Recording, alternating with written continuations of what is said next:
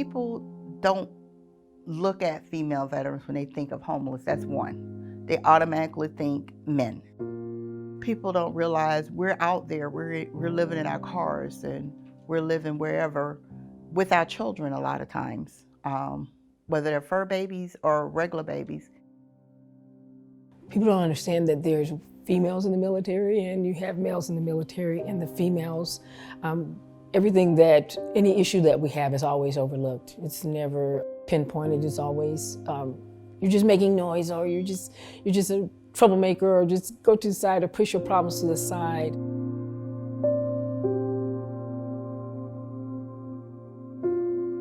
The biggest misconception of homeless women veterans is that we sleep under the bridge like our male counterparts. Very few of us will opt for that option. We will sleep in a car, we will sleep on the train, on a bus.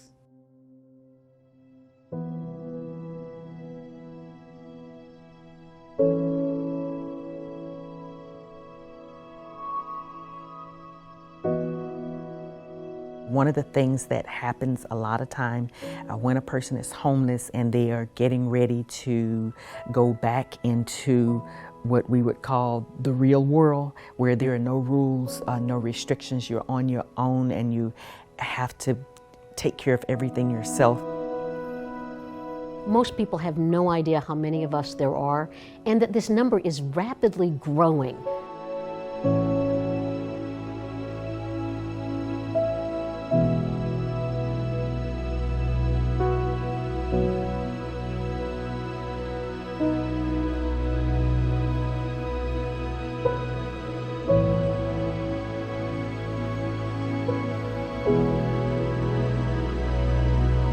The typical woman veteran is maybe almost like underground, is that they're sleeping on somebody's couch, they're staying in a motel, they're unstable, and they really need a lot of help, and they don't know where to turn. Currently, the Veterans Administration is struggling to meet the needs of the ever-growing population of women service members. The mission is shared amongst many nonprofits to help fill the gap. I had to come home and transition out extremely fast. As a single parent, for myself and my Army, we needed a family care plan. I got out of the Army Reserves because I had to. Family caused me to get out. I found out I was pregnant. And back then, you had a choice. Keep your child, get out, keep your child, give it to family, or put it up for adoption, or get an abortion. It was a handshake and thank you for your service. Nothing else.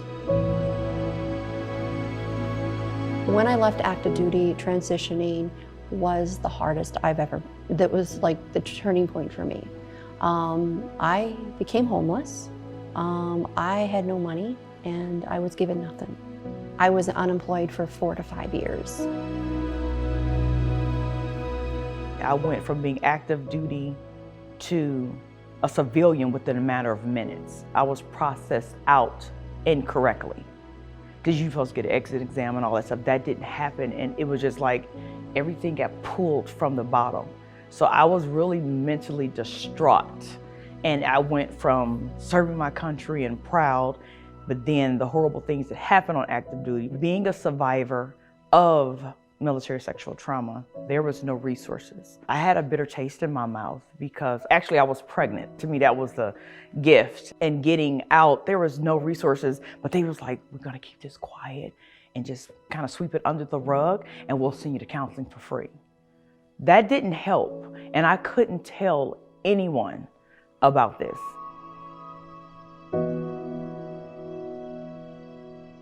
I still feel like when I served, sexual harassment was okay. Nobody said, this can't happen. When I was raped, I was basically chastised by my chain of command. They didn't assist, and so nobody wanted to help. Nobody wanted to assist you, they wanted to kick you out. I was not just raped once, I was raped twice.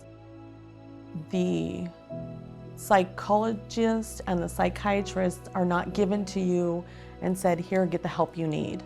And so you suffer in silence.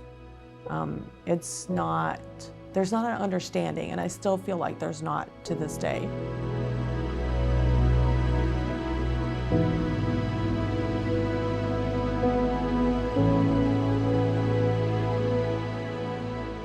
For me at the time, I guess I wasn't really aware of what was happening. I had no access to knowledge of what was there for me. I did have a difficult time keeping jobs. I was trying to take my life on the job, and then next thing you know, I was Baker acted. Didn't know what that meant.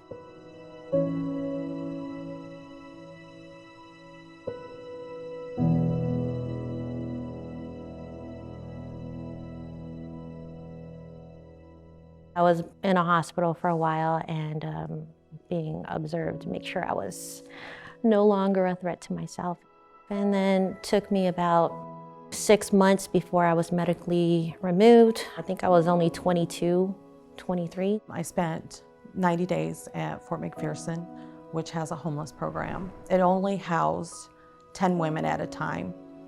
The waiting list took a lot of time. The only reason I got around and got into the program is because I had a complete meltdown and breakdown at the VA.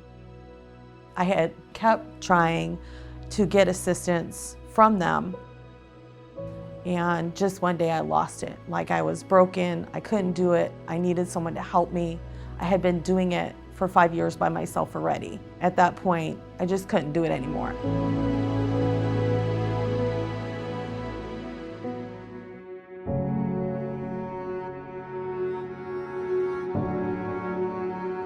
Women veterans face just so many troubles in transitioning. They have financial problems and housing problems and employment problems, but because you don't know that they even exist, you don't know about it.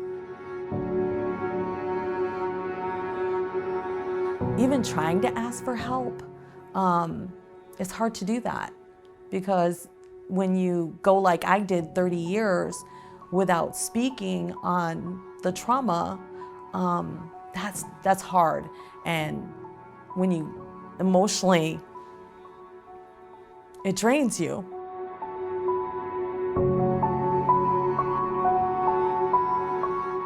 So it starts with knowing somebody else and having those open conversations.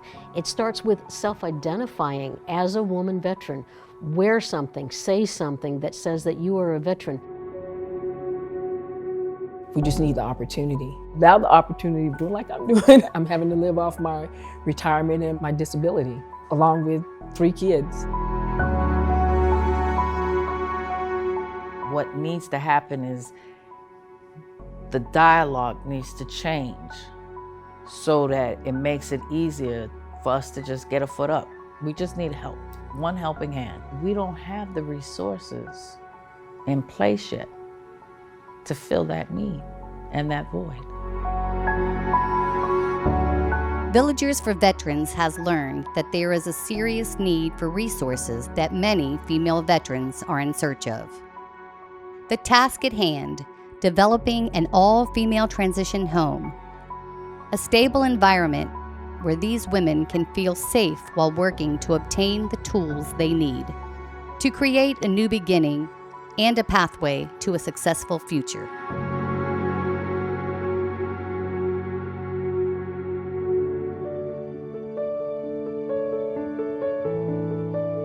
Whatever I've learned and what has happened to me from the homelessness to now, and when someone comes into my office, I use that to give them hope. And so I have the walk as well as the talk, and I use that to let them know that you can overcome, you will come up, you will come out. And that gives me a great deal of joy because I'm adding value and I am that living, breathing example that this can happen. This can happen for you. I could have given up. I could have just said, given up on my dogs, everything. But instead, I chose to fight. I chose to change my perspective. Don't give up on yourself. Life is not to hinder you, it's to make you better. And when you change your perspective, you have to have a different perspective. That's one thing I did learn. Because if I would have stayed in the mindset that I was in, that depressive, that sad, that I would have never gotten up. I had to deal with it, and I broke my silence on January 8th, 2018. Knowing the resources and increasing the awareness, I'm a huge advocate for that. Like, don't internalize it. So that's why now, tell your story.